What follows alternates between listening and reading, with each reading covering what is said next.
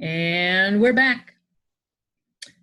Corrine Smith here with the 5th episode in the series Studying Thoreau, where I give you recommendations for resources that you can use to learn more about the writings and life of American author and naturalist Henry David Thoreau.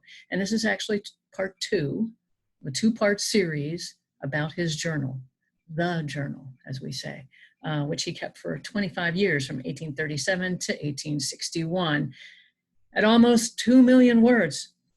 2 million words. Can you even imagine 2 million words? Well, you'll see some of that.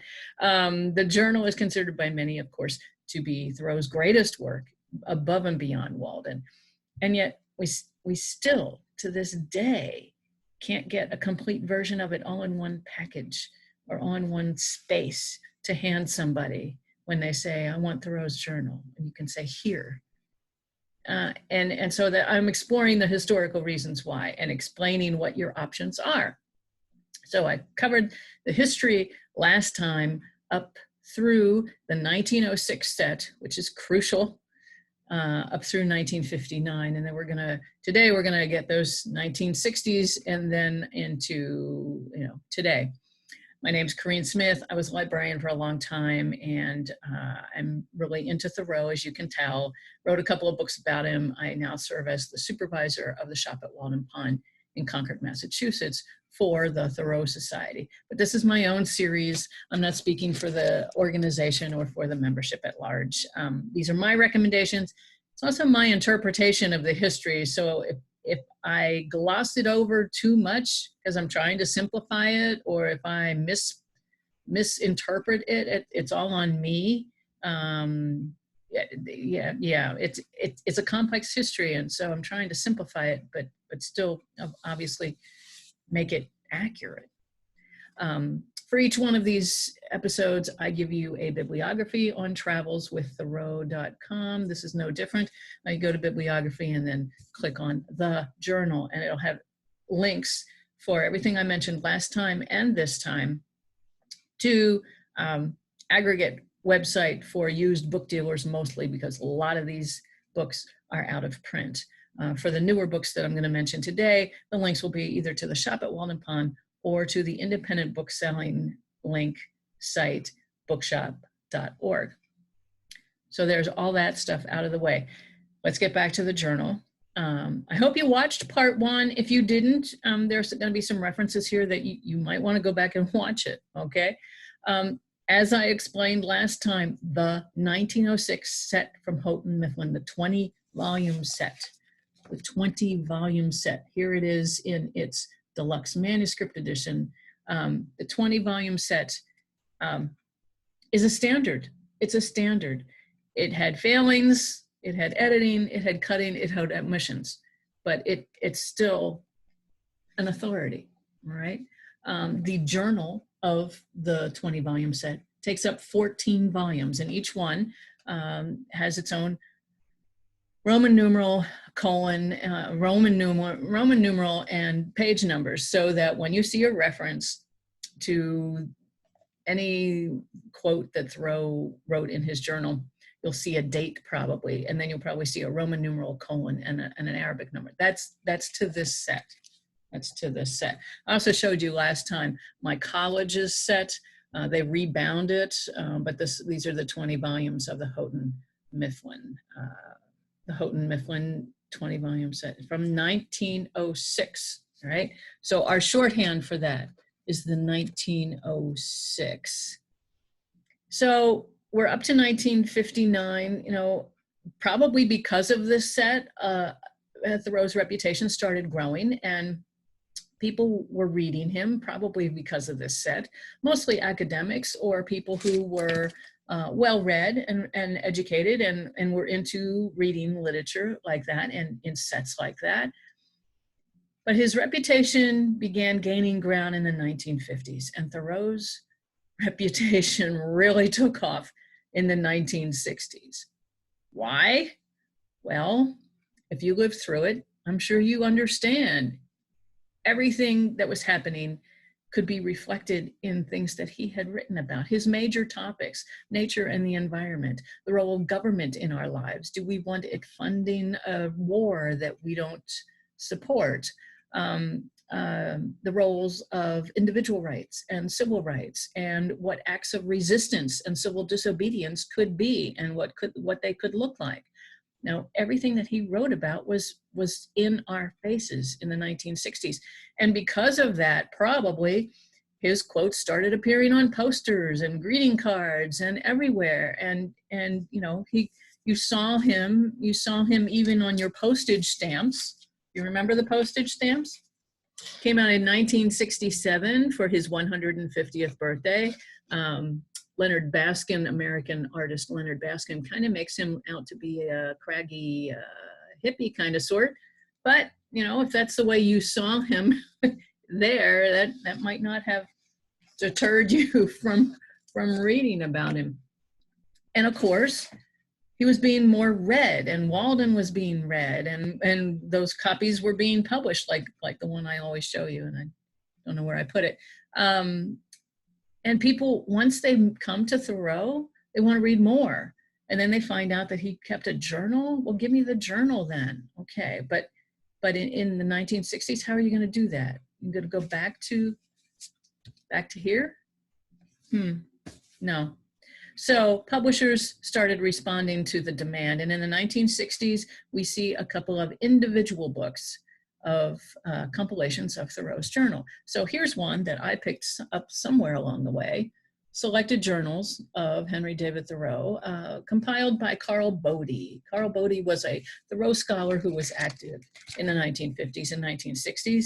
Now, before we even get into all of these, remember, when somebody produces a book like this, they've gone through 14 of these, to make this one, okay? A nifty trick if you can do it. Probably a lot of fun, probably time consuming, but probably a lot of fun. So remember that, okay, whenever you do that. And he obviously went back to the 1909 set and looked through it and decided to put what he would put in here. Now, another thing you should consider is, was there a focus for the compiler to do this? What they thought was important in those books might not be what you think would have been important in that book. Maybe you would have done your own. You can still do your own if you want. So usually on the back or in the introduction, they give you a little background of what they chose. Now, I'm just going to read what one of the blurbs back here says. These selections from the journal, chosen in part so as not to duplicate the material Thoreau published separately, since he used the journal as sort of a massaging his manuscripts for essays and for his books, form a living record of his greatness, bearing testimony to his relationship with nature, with his fellow man, and with a society whose standards he often condemned. So that's how these ones were chosen by Carl Bodie. This is probably out of print, but you might be able to find it somewhere along the way. Here's the heart of Thoreau's journal. Let's get the glare off of there. Edited by Odell Shepard. Odell Shepard, you may recognize that name if you read a lot about Thoreau and his compatriots in Transcendentalism. Odell Shepard won the Pulitzer Prize in 1938 for writing a biography of Bronson Alcott called Peddler's Progress. Good book, you should read it. Anyway, Odell probably gave us the first one of these journal volumes, not this one, but the original version of this came out in 1927. It was about an inch thick, green, cloth binding, hard. And so he obviously went back to the 1906 set to find the text of Thoreau's journals. Now, in 1961, got a second edition of it, probably because of the demand for Thoreau journal, and then released it in paperback, and it's been in reprint ever since by Dover Publications. So, tidbit about Odell Shepard. After he won the Pulitzer Prize, went on to serve a couple of years as governor of Connecticut. How about that? Now, his focus Mr. Shepard's selection from the voluminous and rare journals is recognized as masterful, as the best way to become acquainted with the full Thoreau and his intellectual development, short of reading the entire journals themselves. So he read them for you, so you don't have to. It's basically what it's saying. Selected for their thought, their beauty, or their self-revelation, these journal passages from 1837 to 1861 have been grouped so as to correspond as closely as possible with the main events of Thoreau's outer and inner life. All in this book. Yeah. See, the thing is, these folks whet our appetites for the journal, but all along when you're going through these entries, aren't you thinking to yourself, you can see the spaces between the dates, and aren't you thinking to yourself, wonder what he wrote in between? See, that's the reason why we all want to read the whole journal. My favorite one of these is H.G. Thoreau, A Writer's Journal. Why? Because he talks about writing. He was a writer. And this is, again, kind of skinny, but no, it's a good size. And so Miss Lawrence Stapleton chose the ones that talked about writing, where he's talking about inspiration and observation and what he does. Most of the material has never appeared before in any other selection from Thoreau's journals. Miss Stapleton has included many of the longer sequences hitherto available only in the complete 14-volume edition, the 1906, such as the accounts of an all-day walk and an all-night walk, which show Thoreau experimenting with continuity of observation. You have to be able to observe things to be able to write about them. So I love this. I have a lot of stuff underlined in this one. And this one is out of print, but of course, I'll give you links so that you can get them. Okay. If you are a writer, I really recommend that. You'll find some common ground there. Yeah, easy reading and inspirational in so many ways. And then also in the 1960s, in 1962, one of those anniversary years for Thoreau Books, Dover Publications said, okay, enough of this one individual journal stuff. The 1906 set is the authority. It's that 14 volumes at the end, that's the journal. Let's republish that, but put it into 2 big fat books. And the way we're gonna do that is reproduce the original pages 4 on a page. So it's absolutely the same as the 1906 set with 4 of their pages on one page. Genius, genius. Heavy, out of print, has a newer introduction from the 1906 set by Thoreau scholar Walter Harding. You will find Walter Harding's name on tons of stuff from the second half of the 20th century because he was the leading scholar at the time, died in the mid-90s. Okay, so this is the Journal of Henry D. Thoreau by Dover Publications. They kept the exact same volume numbers so that, again, you see the reference. You can either go back to these, or you can go to these. You know, it's exactly the same thing. The Dovers in journal shorthand. We got the 1906 and we got the Dovers. Okay. This is the copy that I use regularly. I said that before, you can probably tell. I have lots of bookmarks in there at certain places. I love them.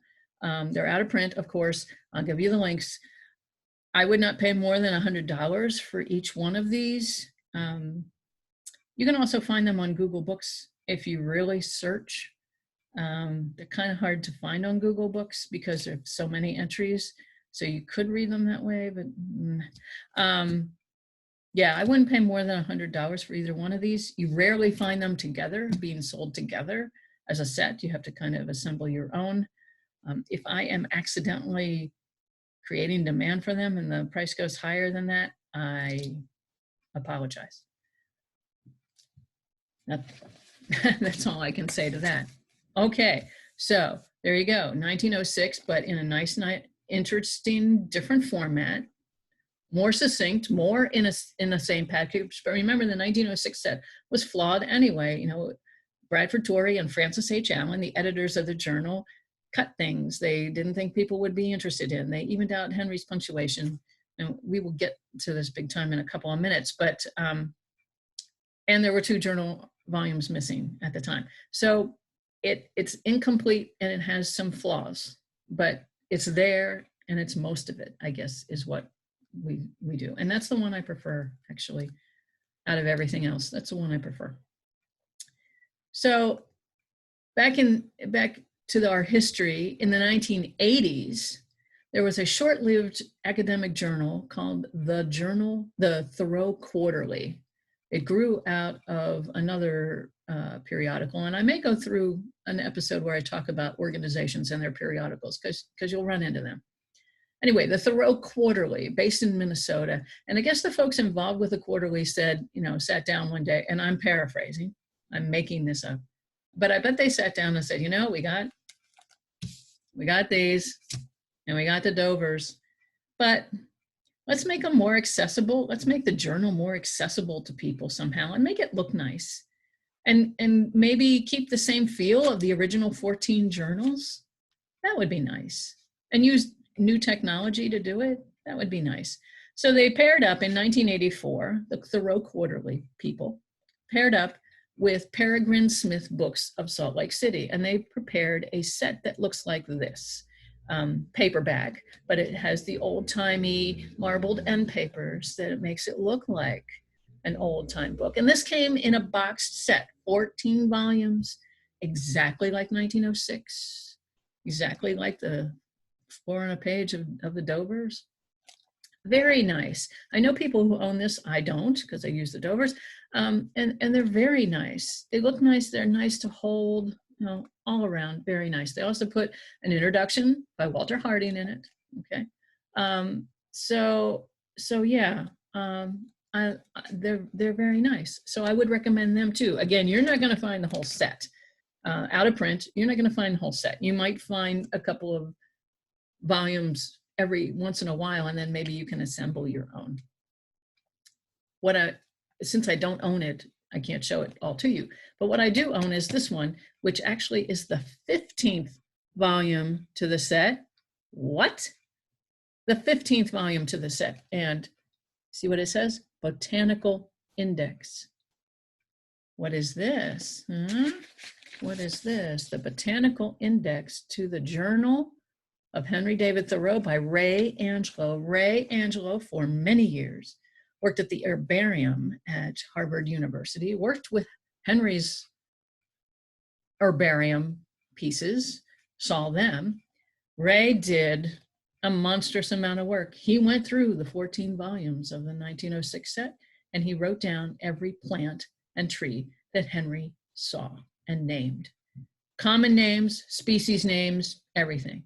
And then organized them in a combined alphabet, common and species names, and put the citations of where you would find those journal entries with the volume numbers and the page numbers from the Dover and from the 1906 set. So if you want to look up what Henry said about azaleas, there we are, azaleas. And Ray knows botany, so he knows these plants. If a species name changed between Henry's day and ours, and a lot of them have, he tells you that in here. And he gives you a different reference. Tells you what the real name is now. I mean, amazing, invaluable. This book, however, is exceedingly difficult to find. I guess I was really lucky to buy it off eBay maybe 10, 15, 20 years ago. I probably got the last one in circulation. But Ray Angelo is so thoughtful and wants to share his information so well that he's created a website that has this on it. And let's see, through the miracle of some things here, we're gonna go to it, all right?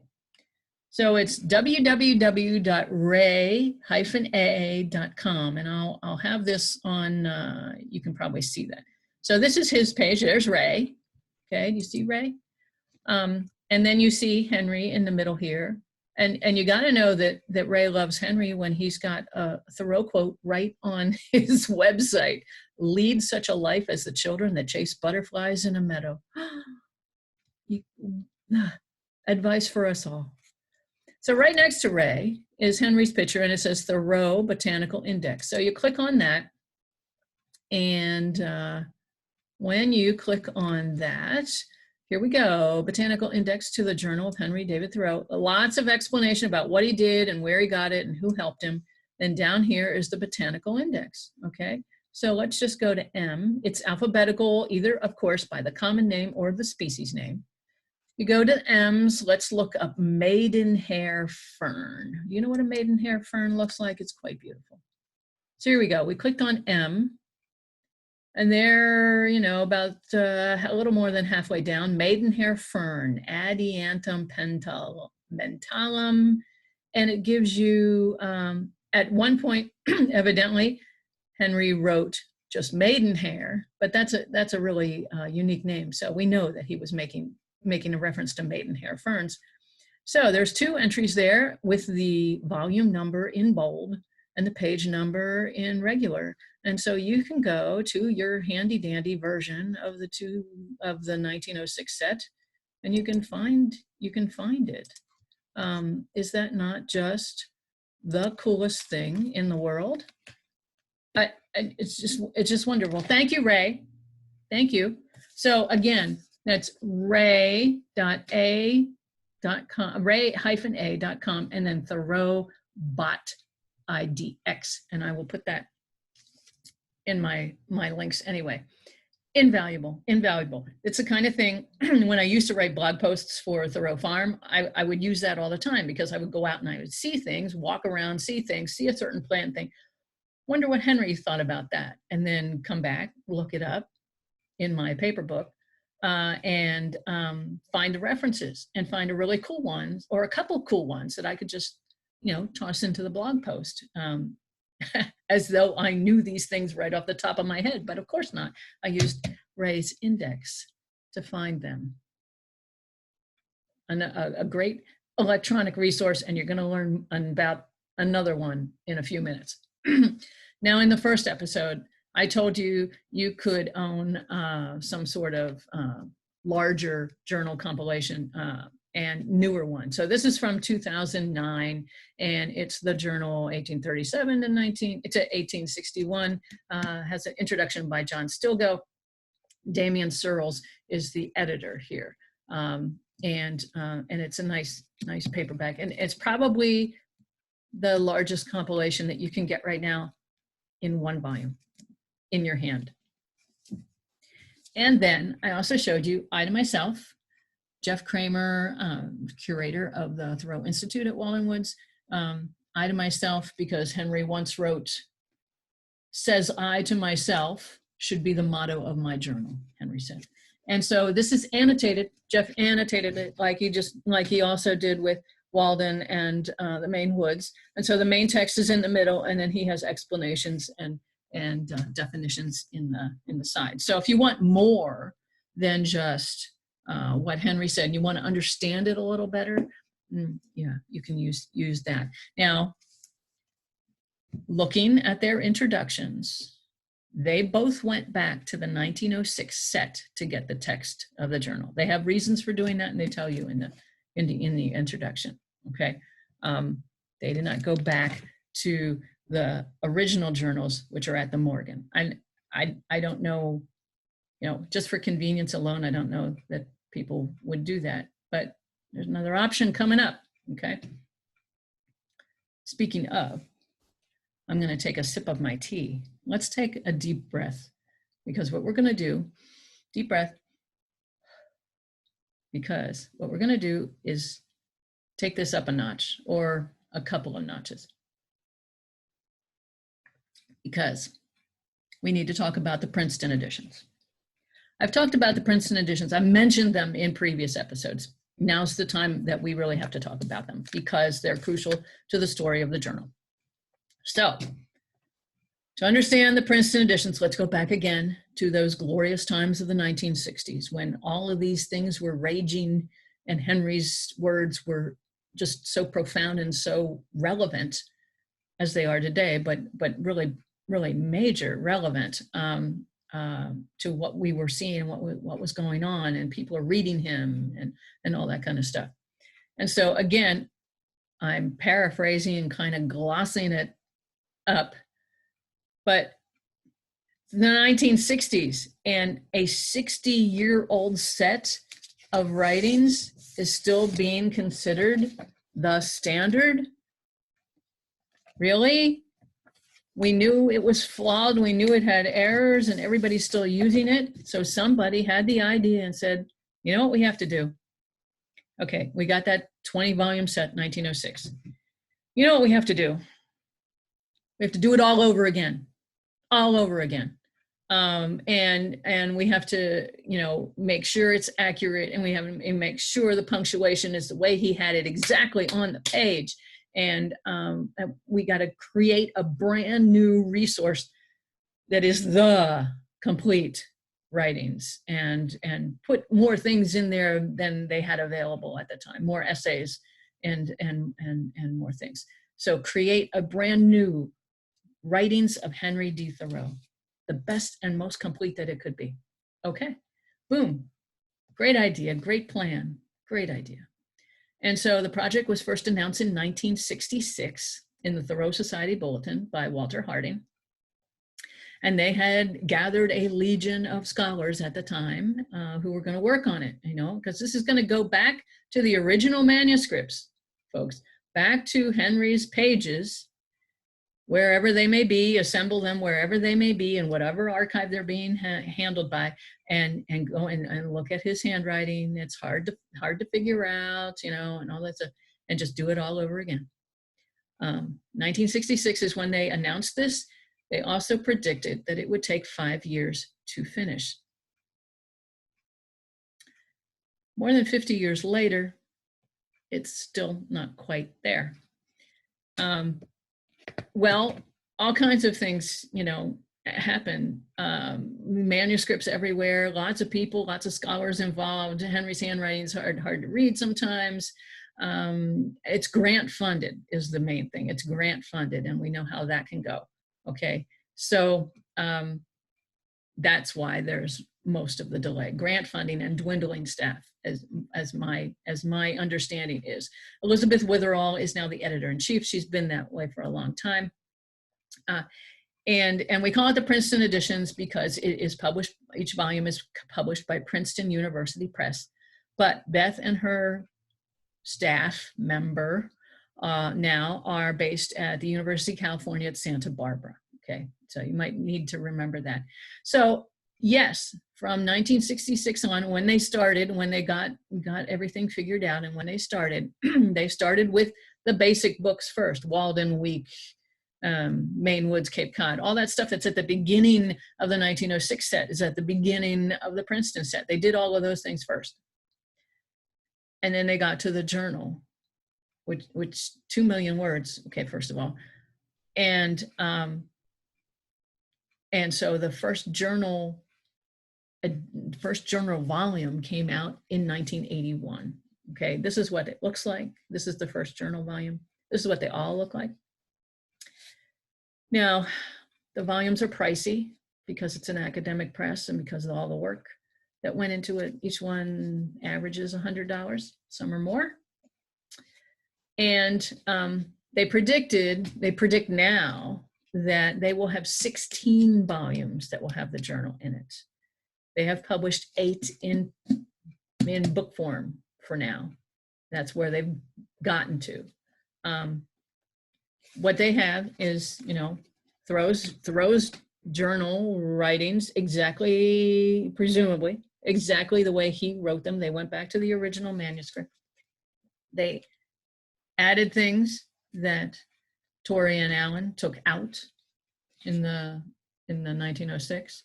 There are extensive notes in the back. There's annotations in the back, and there's textual notes to tell you about what happened with his handwriting and how they could read it and all that kind of stuff. So this is going to be the newest authority in addition to the 1906. Okay, I'm gonna say that both are valid. I'm gonna take a stand and say both are valid. Okay, it's gonna be people who disagree with me in either way. What we might want to do is go to a library that has them. A lot of academic libraries have the Princetons, and they get them right away because they want to have the official word. So you might want to look at one first before you think about purchasing or using.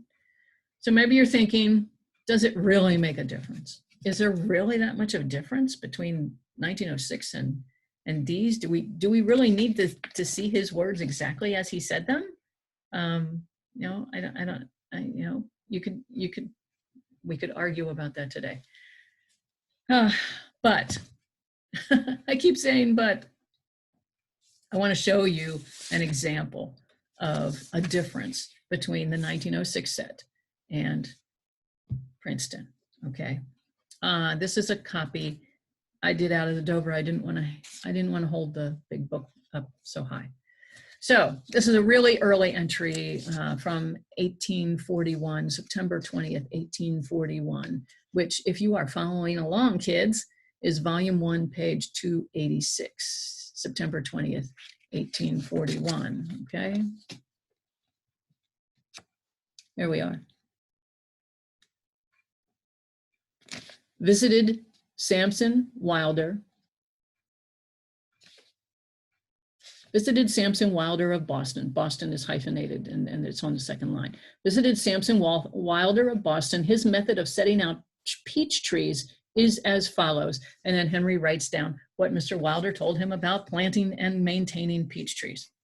This was a time in his journalistic career where he was kind of using it as book reports and class assignments, and he was kind of going out and doing things, and then he'd find experts. He could find local experts sometimes to talk to, and then he would say what they wrote, what they told him. Wasn't necessarily making so many of his own natural observations at the time. So there you go, September 20th, Monday, visited Sampson Wilder in Boston. His method of setting out peach trees is as follows. So we can get from that Sampson Wilder had an orchard, and somehow Henry found out about him. He went to go see him. So for 75 years, that's what we thought, right? If you're going through there, Henry went to Boston to see this guy, Sampson Wilder, who had an orchard. Really? In Boston, an orchard? Really? Okay, we'll just accept that for now. So in 1981, the Princeton edition, the first Princeton edition comes out, and it covers that time because it's 1840. And here's the entry. Visited Sampson Wilder in Bolton. His method of setting out peach trees is as follows. Bolton, B-O-L-T-O-N. What's the difference between Boston and Bolton? Well, at the time, 92,000 people. Boston had 93,000 residents around that time. Bolton had about 1,000. Bolton is a rural town in Worcester County. Is it in Worcester County? Is it in Middlesex? Now I don't even know. How in the world did this happen? That Torian Allen said he went to Boston, and the new one that went back to the manuscript said he went to Bolton. Okay, well, if you look in the back, in the annotations, they'll tell you that they looked up in a history book, a local history book. They did the research. They looked up the local history and found out that Sampson Wilder lived in Bolton, and he maintained orchards and vineyards, as it says in this history of the town of Bolton. They can tell you, again, this is 1981, no internet where you can just find it. Okay, so they tracked down a history book that proves that he was in Bolton. So how do we get the difference here of Boston and Bolton? Well, if you look in the textual notes in the back, which are handy, it tells you more about the handwriting, what really goes into this. It wasn't just a fact that Henry wrote a word And one team of editors thought that third letter looked like an S, and one team of editors thought that third letter looked like an L. No, it wasn't that simple. What Henry had written in his original manuscript was this word, B-O-T-O-N. Now, evidently, Torrey and Allen thought that he had misspelled Boston. Really? Really? Henry's going to misspell the word Boston? I'm thinking, even if this is 1841, he's probably more careful with his handwriting then than he was when he was doing his field notebook in Minnesota. Oh my goodness, you could see it. He's writing on the train. You can tell he's writing on the train. And I think his handwriting was probably a little more careful when he was 24. Really? He wrote this? Okay. And they never checked, of course, to see if there was a Sampson Wilder name in Boston, because that wasn't their job. Their job was just to do the manuscript as much as they could. And so they didn't question it, and they decided this meant Boston. Yeah. What's the geographical difference? We know the residential difference between Boston and Bolton. What's the geographical distance between Boston and Bolton? Well, okay, so here's Boston, okay? This is my dorm atlas. Here's Boston. There's Concord's up here. And if you follow Route 62, which was a road then, wasn't called 62, follow 62, so you turn one page west, yes, and then you get down into Maynard, which was Assabet Village at the time of Henry's life, and into Stowe and into Bolton, just along what is now Route 117. So Bolton is in that area, and there's all the rest of that page.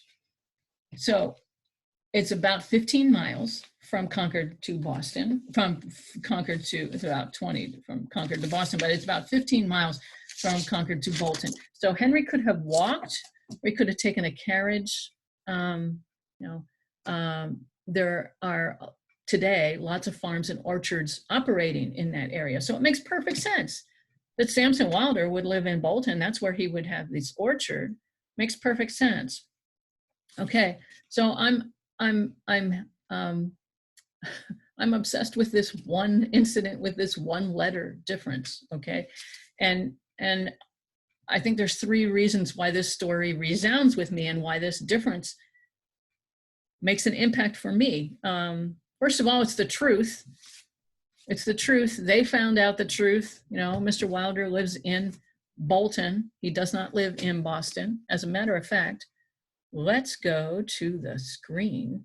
If you go on wickedlocal.com, and I will have the link for you. But again, the people who did that Princeton edition didn't have access to the internet. Here, if you look up Sampson Wilder these days and Bolton, you come up with this wickedlocal.com article about the current owners of the house. And there's the house, and it faces west, has nice view. It is now painted blue, by the way.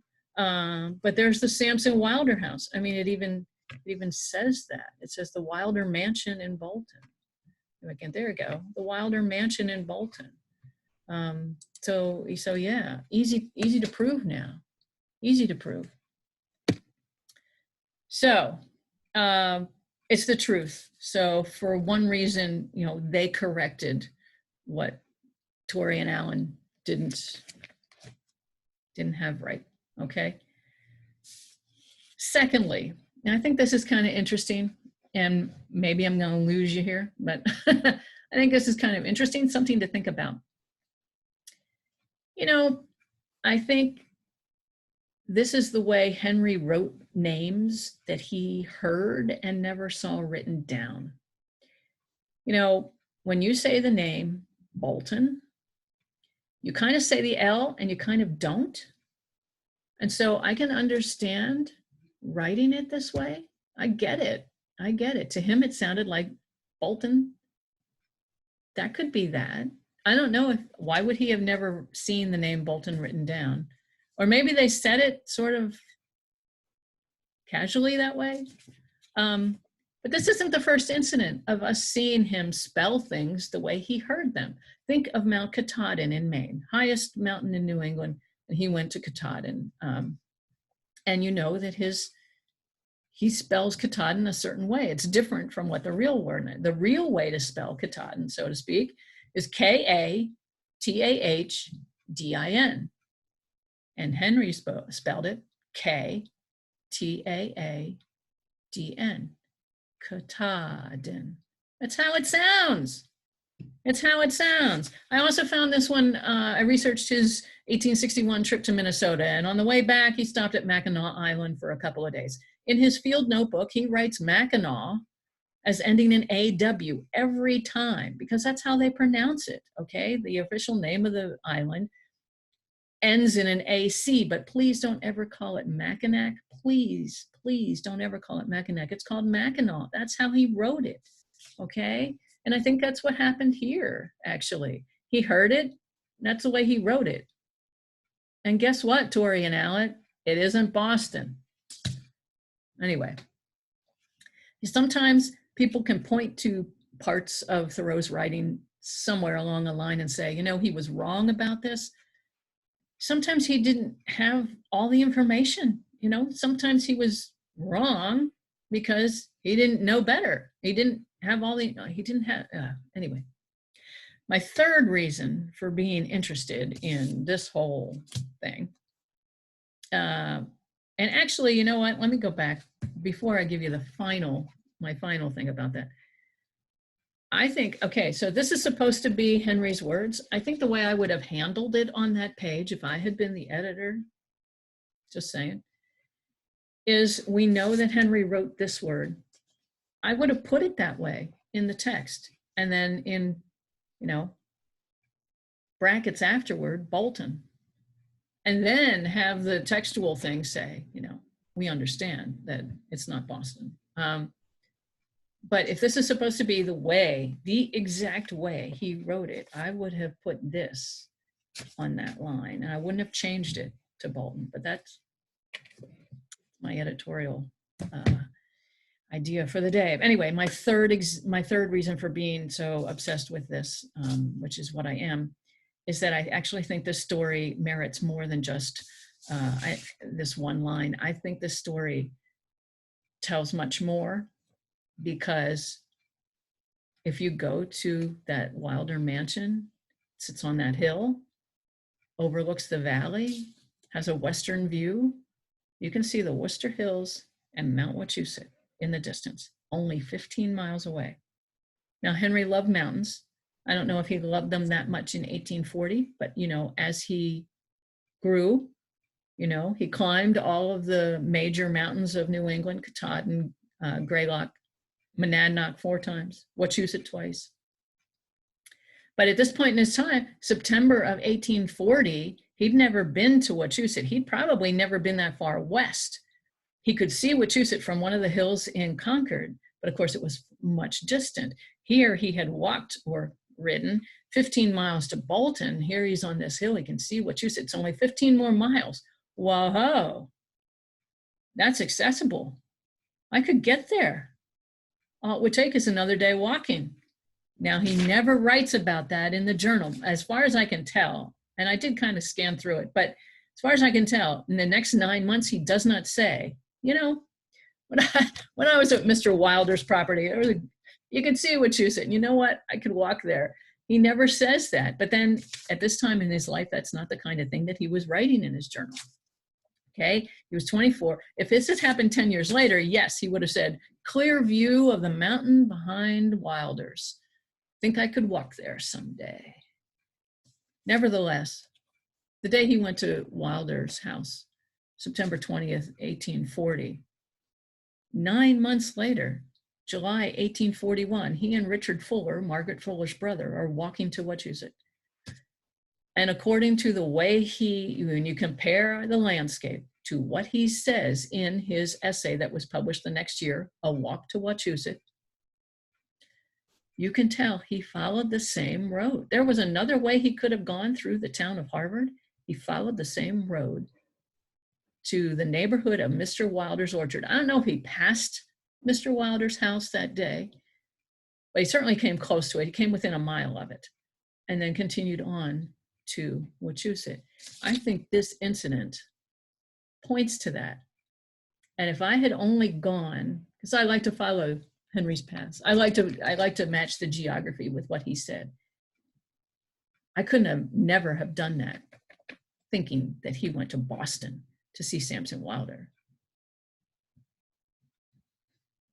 Okay, one single letter change can make a difference. What do you think all the differences are between 1906 and the Princeton editions? Boggles the mind, okay? So I'm gonna be definitive and say both are authorities right now, okay? And one of the other things that you should know in comparing the two is that Torrey and Allen from 1906 evened out Henry's punctuation. Henry evidently was fond of the dash. He put dashes after periods sometimes. He put dashes in to take the places of what we would normally use commas or semicolons or colons for. He would use a dash. Evidently, it seems as though more often than not, Torrey and Allen back in 1906 said, no. People don't like to read that kind of thing. We're gonna put semicolons and commas in there where it makes sense to do that. We're gonna change his punctuation.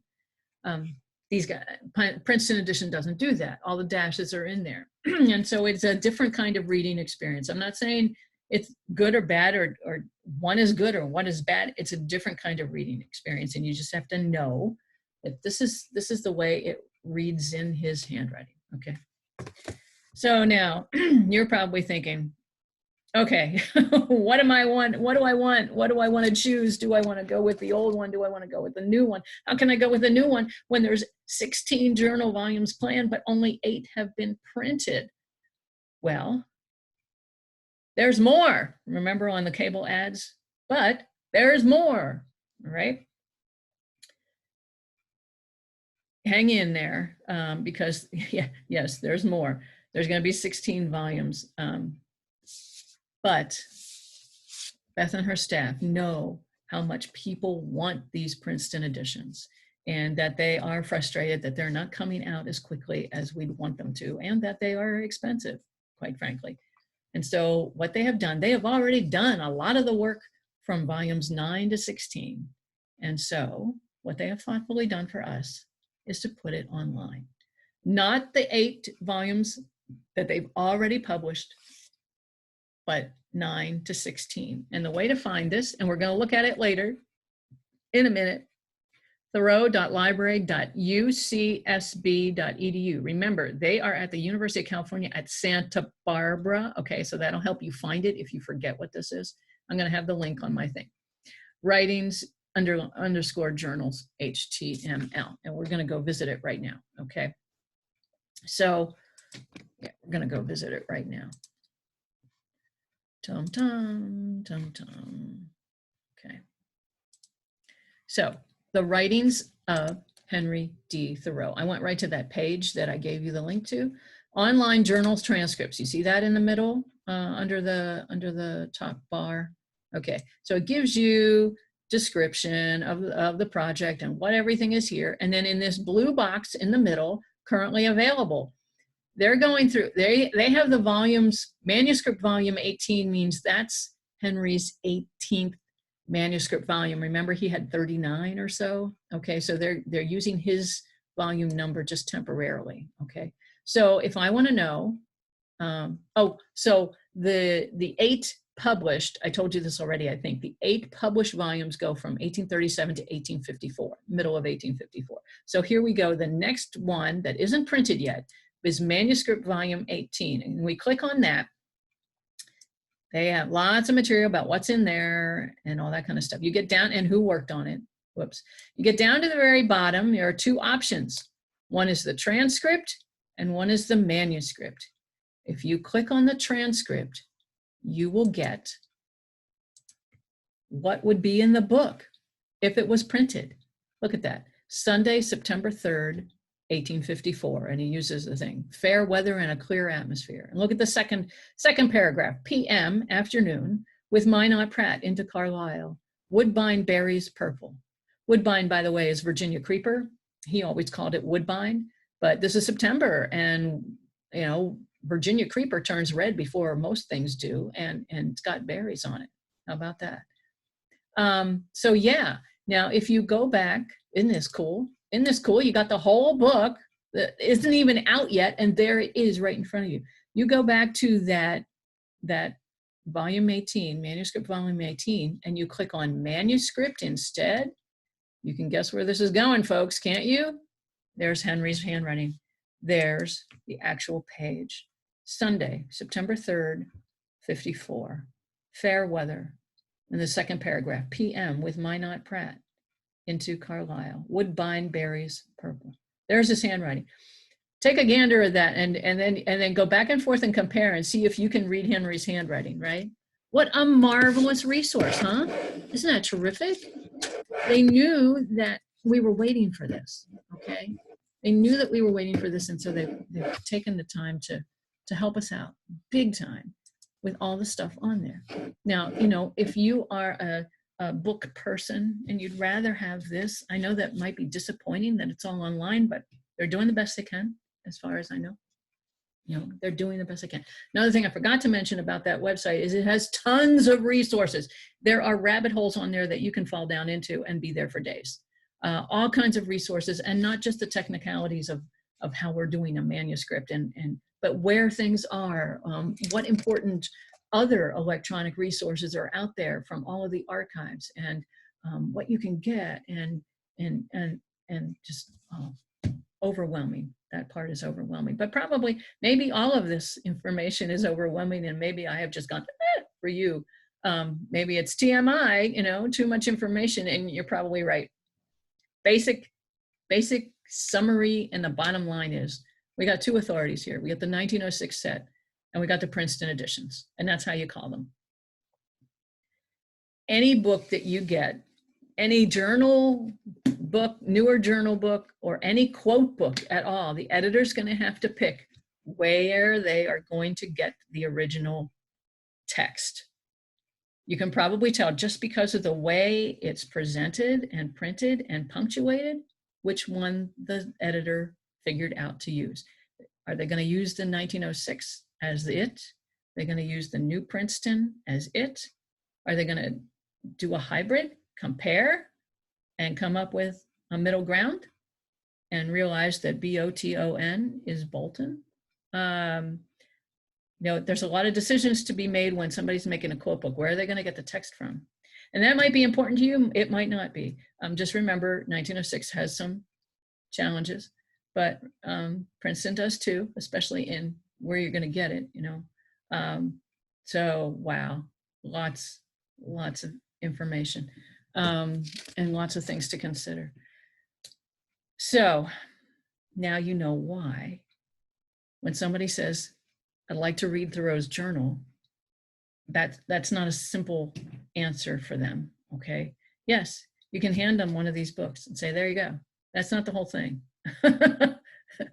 Or you can hand them one of these and you can say, but that's not the whole thing. You know, it's just, but also bottom line, I highly recommend that you read something of the journal, okay?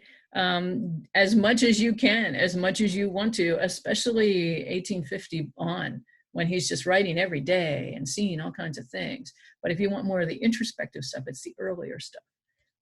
That's what you find out when you read them one at a time, the 14 journal volumes from the 1906 set. So anyway, there you go. I've been rambling long enough, but you know what? We have a ton of people to thank that we even have these kinds of options. You know, Princeton University Press, the University of Santa Barbara, California at Santa Barbara, Beth Witherall, and all of the people that she worked with, the Morgan Library, where the journals are now, Houghton Mifflin Company, Bradford Torrey, and Francis H. Allen did a good enough job for us at the time. Yay, thank you very much for your help. And then the heirs, Elias Harlow Russell, Harrison Graves Blake, Sophia Thoreau. Wow. And all of the other people that they were associated with that helped get us to this point. And it all started on a day in October when Ralph Waldo Emerson met a new young friend and said, "What are you doing now? Do you keep a journal?" Amazing. Isn't this amazing? Amazing. So thank you, Waldo. Thank you, Henry. I hope I haven't overwhelmed you. Again, my comments are my own. My stand is my own on accepting both as an authority. If I have glossed over the history of all of this, and some of you out there have been involved with some of these projects, you want to leave a comment below correcting me, I welcome it. I was trying to simplify a very complex story for the rest of the Thoreauvian community. My name's Corrine Smith. Thanks again for watching this episode of Studying Thoreau. I'm not sure what my topic will be next. I'm going to recuperate from this one first, and then we can both be surprised. Okay. If you want to comment below or hit the red subscribe or the bell to get notifications. But this is the end of part 2 of Thoreau's journal. Although where can it go from here? Guess we'll find out. Thanks a lot, guys. See you next time.